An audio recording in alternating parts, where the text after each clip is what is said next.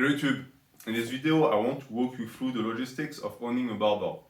With the current situation, gyms are closed, they might remain closed for a while, and you might have thought about purchasing your own bar so that you can lift at home.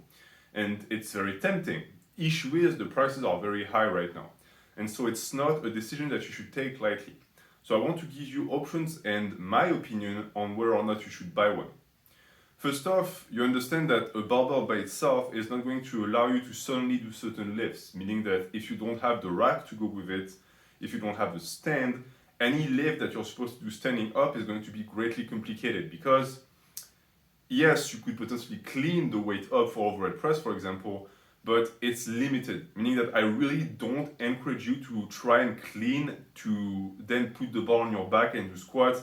It's really not safe. You're better off not doing it at all because the risk to reward ratio is greatly skewed towards risk.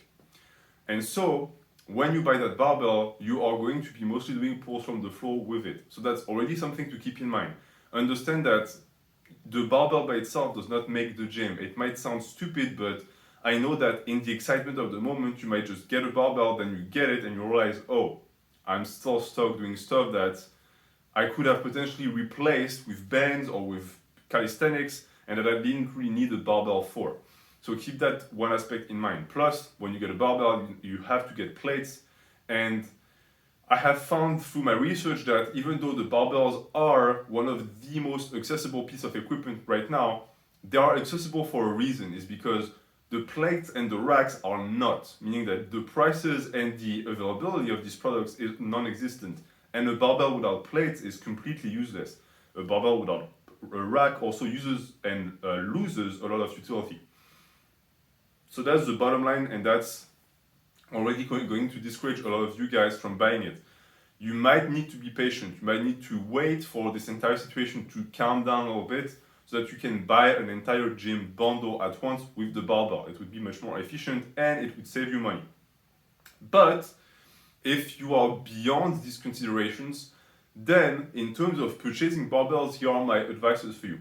If you're going to buy a barbell and you're willing to invest money, try and get the highest quality you can from a very reputable website or company because you can potentially keep a barbell for 10 years, 20 years.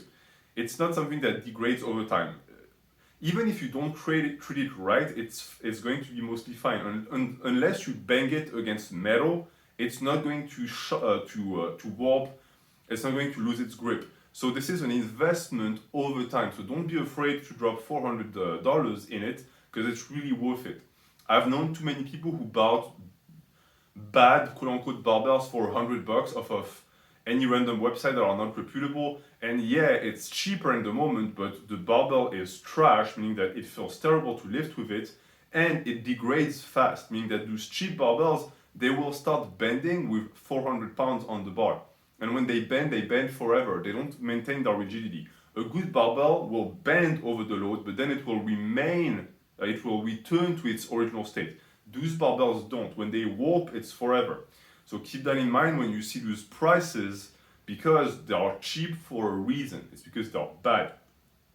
And when you're going to decide which one you buy, you have to keep in mind the type of specs you like because certain barbells are more rigid. Certain barbells have a more aggressive grip. Some barbells are smoother to the touch. Even the type of grip, depending on the shape of the grip, is going to depend. So the best advice I can give you with that is purchase a barbell that you've trained with before. It needs to be something you've had in your hand for a couple of hours, meaning that you've trained with it for a few weeks, because it's going to give you a good indication of whether you like it or not. For me, the barbell that I have, I trained with it for 2 years before buying my own because I was convinced at that point that it was the best for me. I've never liked a barbell more than this one and therefore I bought it. So really pay attention to that because you don't want to spend good money on a barbell, it gets to your home and you realize you hate it, and that could be possible. If you're the type of person that doesn't like stiff bars and you get one because a lot of the high quality bars are stiff bars, you're going to be very disappointed with your purchase. So pay attention and try the bar before you buy it. The second thing I would say is look, and sadly it's not really an option anymore, but a lot of websites, a lot of options are available if you're willing to buy a bar that has some visual defaults, if it has some visuals flaws, because the price is going to be cut. I have a bar that was from the Boneyard of Rogue, meaning that it's technically not perfect. I personally cannot tell the difference. The only thing I can tell is that it was $100 cheaper. I'm pretty sure that the Boneyard of Rogue is completely rated and empty now, but keep it in mind, there are options available around you. There are people selling their bars. And even though right now it's not really the best time to get your own, eventually it will be. So at that time, keep your eyes open for deals. And in terms of bars you're going to buy, it's sort of obvious, and I think everyone can understand that I'm talking about Olympic barbells. And the reason why is because they're the more versatile. You can do the most things with them. If you buy a safety squat bar, it's extremely skewed towards doing squats, meaning that the range of movements available to you with that bar is very reduced. And here I'm mostly talking about people who are going to only buy a bar and that's it. It's going to be the brand new start of a home gym. And you need and want to only start with one bar. Don't be that guy that buys 15 specialty bars and never uses them. It's a waste of money. Plus, it's detrimental to your training because you're going to be all over the place. Just buy a barbell. That's your best friend. And then maybe you're going to get other increments to it, but the centerpiece of the gym is the barbell and the rack. So once you decide and you've accepted that the Olympic barbell is going to be your best friend, you go through the steps that I outlined before so that you can buy your own. And in terms of longevity, in terms of use, of course, you have to be cautious with your bar. You don't want your good bar to bang against metal, that's a given, but you also don't want it to stay in harsh environments if it's not protected. If you don't buy a bar that's chromed, understand that it's going to rust. Steel bars rust if you leave them outside. Even if you think you live in a country with low humidity, it's going to rust. So you need to protect it. And the way to protect is you're going to oil it, you're going to brush it very, very often. And it needs to be done. You cannot get lazy on it because once the rust starts installing itself, it's a whole other issue to get rid of it. It's better to do prevention than to try and have a treatment for it.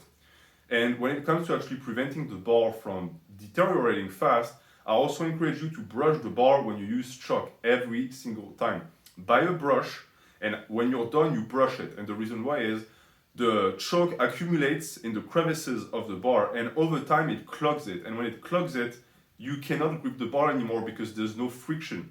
And once it's to that point, it requires a lot of cleaning to get rid of it, and you don't want that because the cleaning in itself could be damaging for the bar. So pay attention to this aspect as well. And the storage of the bar, of course, depending on who you are, I recommend also to not just leave the bar wherever on the floor, and to either have it horizontally placed up on one of the walls, or you buy one of these guys, if you can see it behind me, where you can just put the bar in it vertically like a sword, and this is going to keep it safe. It keeps it away from your feet so that you don't actually hit it and fall over it. Nothing can fall on it, and the contact area of the bar with the floor that might be cold and humid is reduced as well. So the damage on the bar is also greatly reduced. So in terms of logistics for owning a barbell, buying it, keeping it in good condition for a long time, this is really all I have for you. It's not super complicated, but since you're going to make a big investment, you want that investment to flourish and fructify over the years. And if you follow these steps, it will be easy peasy. Thank you for watching. Have a good day.